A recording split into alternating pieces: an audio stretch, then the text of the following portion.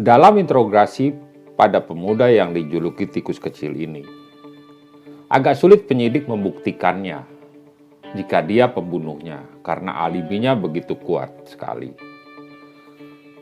Penyidik masih fokus pada pemberian kendaraan itu, kepada siapa kendaraan satunya lagi diberikan. Butuh waktu untuk mencarinya, hingga ditemukanlah seorang pemuda satunya.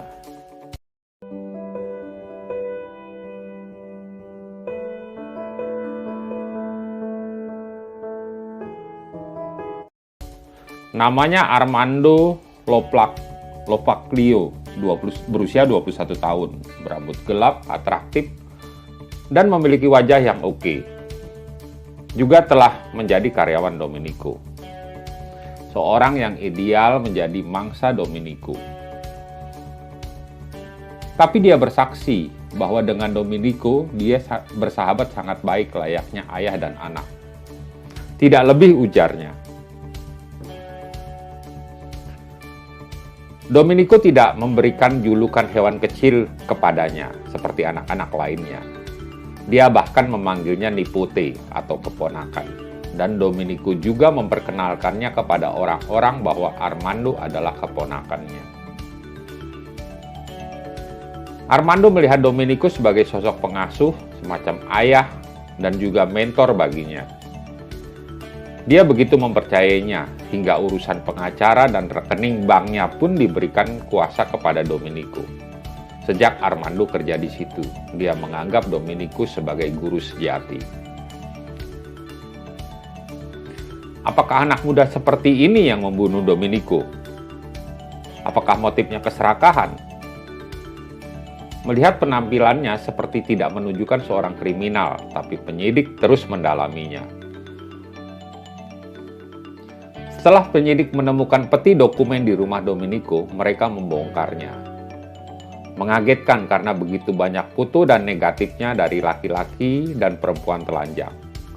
Ini bukan sekedar materi pornografi, tapi semacam gambar erotis atau softcore, karena remaja-remaja itu dibiarkan berpose begitu.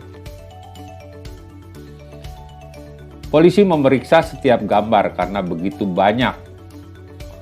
Setelah sekian lama, penyelidik pun menemukan gambar anak laki-laki berwajah malaikat itu.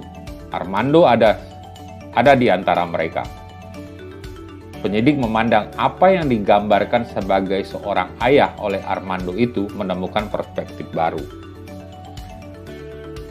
Ada di foto itu, ayah dan anaknya berpose seperti itu, yang seharusnya itu tidak mungkin. Dari temuan inilah polisi kembali menginterogasi Armando.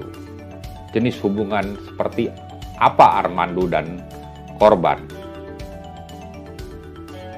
Dalam interogasi tersebut, Armando mengemukakan alibinya saat kematian Domenico. Dia ada di rumah itu untuk memperbaiki sepedanya, dan di sana sampai jam 3 pagi. Dalam kurun waktu itulah Domenico dibunuh sesuai pernyataan koroner. Tapi penyidik terus mengejar pernyataannya, hingga akhirnya Armando mengakui semua perbuatannya. Tapi penyidik tidak begitu saja mempercayainya, karena emosinya begitu tenang, dan hubungannya dengan Domenico yang seperti ayahnya. Lebih jauh penyidik menduga, sepertinya Armando menyembunyikan sesuatu atau melindungi dari seorang pembunuh yang sebenarnya. Penyidik meminta Armando menceritakan perkenalannya dengan Domenico, serta apa dan bagaimana sampai terjadi pembunuhan tersebut. Armando menceritakannya dengan tenang dan kooperatif selama interogasi tersebut. Perkenalannya dengan Domenico terjadi di tahun 1985, dalam sesi wawancara untuk pekerjaan di musim panas. Domenico mempekerjakannya di Laboratorium 1. Domenico sangat tertarik dengan tampang Armando yang saat itu masih berusia 17 tahun. Seperti melihat dewa Yunani dalam mata Domenico. Pernyataan ini dikonfirmasi dengan catatan harian Domenico. Armando juga mengatakan Domenico begitu mencintainya dan memberinya hadiah yang berlimpah. Tapi Domenico juga menuntut cintanya dari Armando. Domenico begitu mendominasi Armando.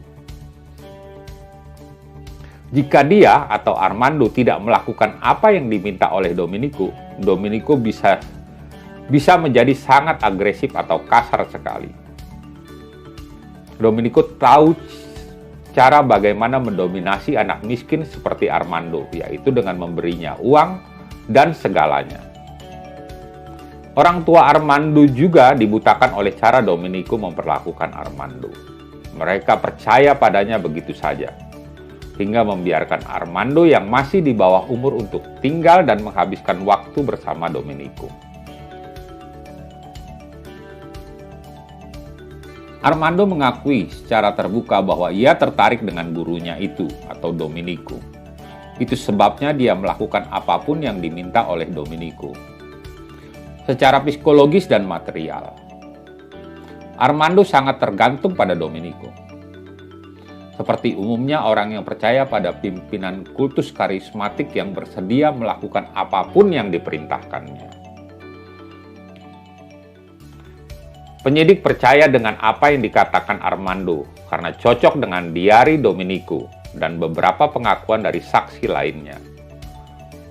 Domenico sangat cerdik karena mampu melihat sisi psikologis dan dari kelemahan mangsanya. Bagi penyidik, jelas Armando adalah mangsa yang ideal untuk Domenico. Masih muda, naif, introvert, dan miskin. Korban yang sempurna untuk dimanipulasi secara psikologis oleh Domenico. Armando juga mengatakan kepada penyidik bahwa Domenico menyuruhnya mengkonsumsi narkoba agar menjadi ketergantungan. Karena dengan begitu, Armando tidak menjauh darinya jika butuh akan narkoba. Tapi Armando tidak terlalu tertarik dengan narkoba. Karena itu juga Domenico merasa Armando agak menjauh darinya. Domenico bukan benar-benar cinta kepada Armando, tapi lebih kepada posesif. Seperti menaruh Armando dalam sangkar emas. Dan hanya harus menuruti kehendak Domenico saja. Tapi apa motifnya, pikir penyelidik? Apakah karena keserakahan dari Armando saja atau pemerasan? Penyidik menggali lebih jauh, tapi melihat foto-foto itu lagi, ada cukup banyak foto Armando bersama seorang gadis. Siapakah gadis itu? Penyidik terus melihat aspek lebih jauh dari kasus ini untuk menemukan motifnya. Ini bukan tentang wanita prostitut atau prostitusi, tapi wanita muda dibayar oleh Domenico untuk menjadi sekretarisnya. Polisi menunjukkan foto-foto tersebut kepada Armando. Dan polisi melihat reaksinya terhadap foto-foto itu. Awalnya Armando seperti biasa saja, tapi selanjutnya dengan jelas dia mengatakan bahwa wanita muda itu adalah pacarnya. Michaela namanya, wanita muda itu, masih berusia 21 tahun, yang merupakan sekretaris pribadi dari Domenico. Para penyidik mencarinya dan menanyainya. Michaela, gadis berambut pirang yang sangat menarik. Dia menjadi sekretaris Domenico setahun sebelum Armando kerja di sana. Michaela mencari pekerjaan karena ingin mandiri secara finansial, karena kedua orang tuanya bercerai. Dia awalnya ragu kerja di laboratorium yang berisi lemari-lemari besar dan horor menurutnya.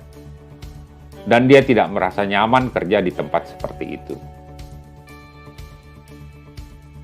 Awalnya Domenico mau pekerja yang paruh waktu, karena kalau tidak sesuai dengan kehendaknya, agar dia dengan gampang memecatnya. Tapi Michaela adalah orang yang terampil, tapi juga sangat tergantung dengan keuangan. Akhirnya dia masuk dalam jerat Domenico yang memanjakannya dengan uang. Akhirnya laboratorium itu menjadi rumah keduanya, sama seperti Armando. Tapi Michaela adalah wanita yang cerdas. Dia tahu bagaimana menjaga jarak dengan Domenico tanpa kehilangan hak istimewanya. Karena pacaran antara Armando dan Michela, dan akhirnya ketika Michela hamil, Armando dalam situasi yang semakin sulit. Dia mengatakan pada Michela agar mencari jalan untuk menjauh dari Domenico, agar lebih banyak waktu untuk mereka berdua, sambil juga menjauh dari Roma. Akhirnya berita itu sampai juga ke Domenico. Awalnya dia menggunakan cara licik dengan uang agar Armando kembali ke sisinya dan mengabaikan Michela. Armando tidak bisa lagi menghindar dan berbohong, dan dia ingin berterus terang. Karena dia bukan anak muda yang lugu lagi, ia calon seorang ayah. Dia ingin mengakhiri hubungannya yang tidak normal ini dengan Domenico. Meskipun secara psikologis ini cukup berat dan dengan rasa bersalah. Domenico semakin yakin ia tidak bisa lagi mempertahankan Armando. Mencoba merubah cara dengan mengirim surat cinta kepada Armando agar tetap bersamanya.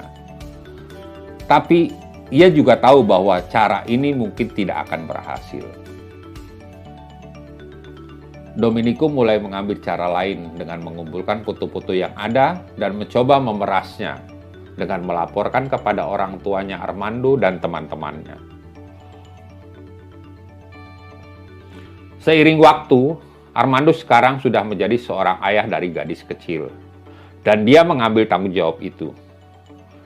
Karena dia tidak bisa lagi meladeni cara-cara Domenico itu, dia berpikir untuk membunuhnya demi menghentikan semua ini. Pada 25 April 1990, keadaan semakin memburuk.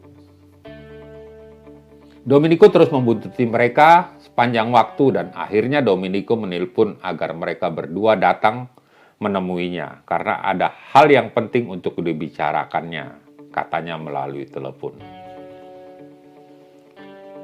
Berdasarkan pengakuan mereka berdua di kantor polisi, awalnya pada jam 3 dini hari, Armando datang ke laboratorium itu duluan, kemudian disusul Michela.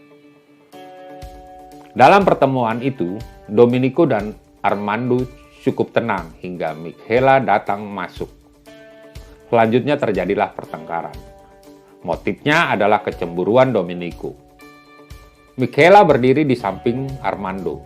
Mereka tidak mau lama di sini karena sadar bayinya yang mereka tinggalkan atau titipkan di rumah orang tuanya Armando.